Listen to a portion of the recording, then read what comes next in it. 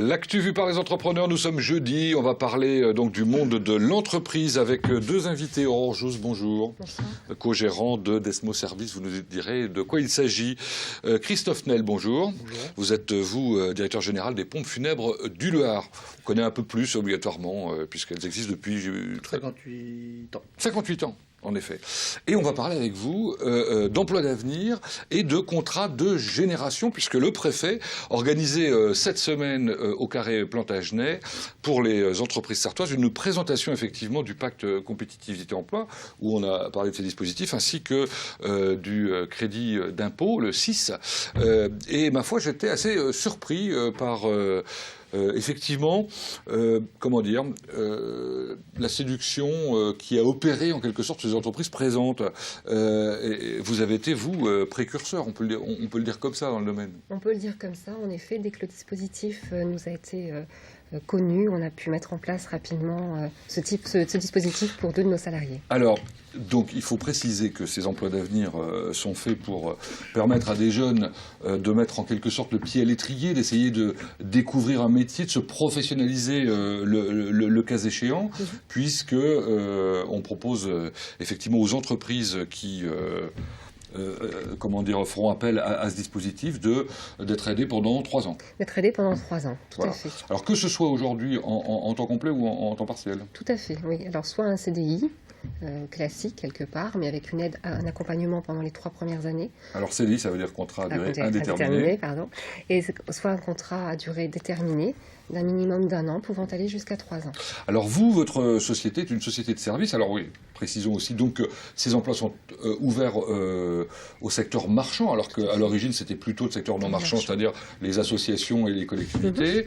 Donc d'abord c'était une bonne idée. Vous avez en quelque sorte, vous êtes dit, bah, après tout je vais me renseigner, c'est ça hein? Tout à fait, parce que nous également, nos salariés ont besoin d'accompagnement, que l'on soit dans le secteur marchand ou non marchand. Je pense que l'accompagnement de nos jeunes est très important, voire indispensable. Alors Desmo Service, c'est une société de service, donc? C'est une société de service à la personne, donc, dont l'activité principale est le maintien des personnes dépendantes à leur domicile, puisque 75% de notre activité porte sur le maintien à domicile des personnes âgées ou des personnes handicapées. Combien avez-vous de salariés aujourd'hui? Nous avons 47 salariés, soit à peu près 26 ETP. Et alors la particularité, on va dire, un peu du travail, c'est qu'effectivement, il faut avoir une excellente relation humaine, hein, voilà, et puis probablement beaucoup de conscience professionnelle.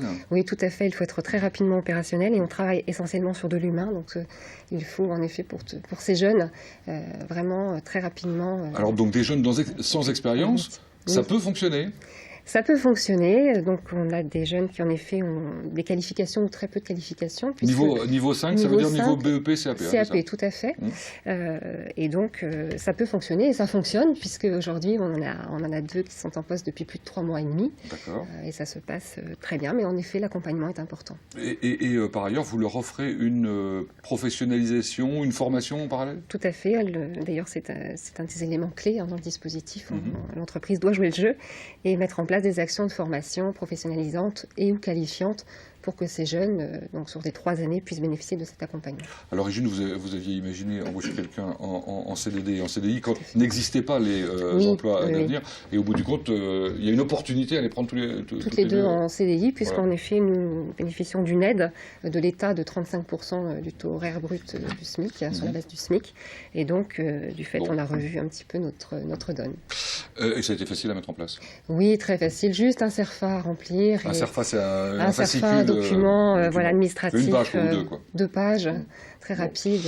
Vous aussi, vous êtes venu témoigner, Christophe Nel, donc lundi soir. La collègue chef d'entreprise, nous avons également besoin, nous, dans notre entreprise du Loir, d'emploi à venir. On est à la recherche de 2 postes de marbriers ayant les permis poids lourds. On pourrait faire passer la formation des cassettes grues, etc. Mais on est à la recherche dans notre profession, d'ailleurs pas seulement notre entreprise. Bon. Voilà, donc si vous nous regardez, vous avez moins de 26 ans, vous pouvez effectivement postuler. Voilà. C'est facile, il faut passer par la mission locale, hein, je crois, au moins, particulièrement. Pour les contrats de génération, alors c'est quoi le contrat de génération? Le principe du gouvernement Hollande a été de mettre en place une sorte de binôme. Le principe, c'est transmission du savoir. Donc nous, on est une entreprise ancestrale avec un métier qui a besoin de transmission du savoir, et en conséquence, cette loi s'applique pour nous, pour nos équipes.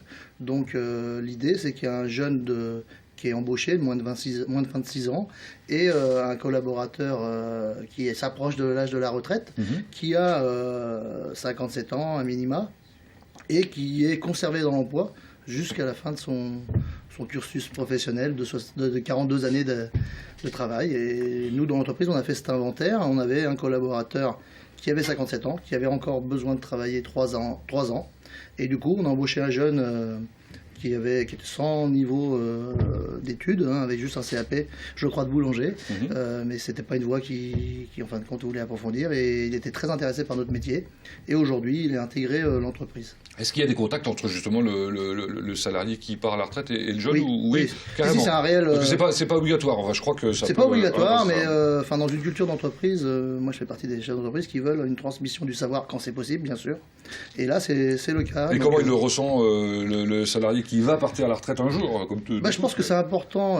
Il y a tellement de gens dans notre société qui ont été plus ou moins forcés de partir plus tôt. Le fait de pouvoir rester et d'avoir un relais et de participer à la construction du savoir de ce relais fait une sortie plus douce et avec un respect pour la personne. C'est assez fondamental de partir en ayant accompagné un jeune. Il y a un passage de témoin et je pense que ça c'est important.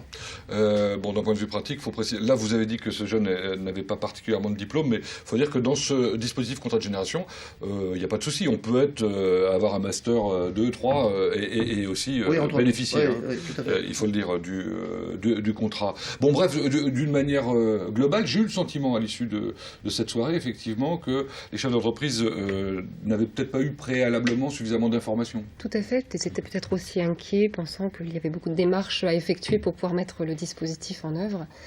Donc je pense qu'en effet, cette soirée a permis de les rassurer aussi sur la mise en œuvre rapide et efficace. Et la facilité pour vous aussi. C'est une facilité, c'est un dossier à remplir quand même, mais c'est relativement accessible pour les responsables de DRH des sociétés.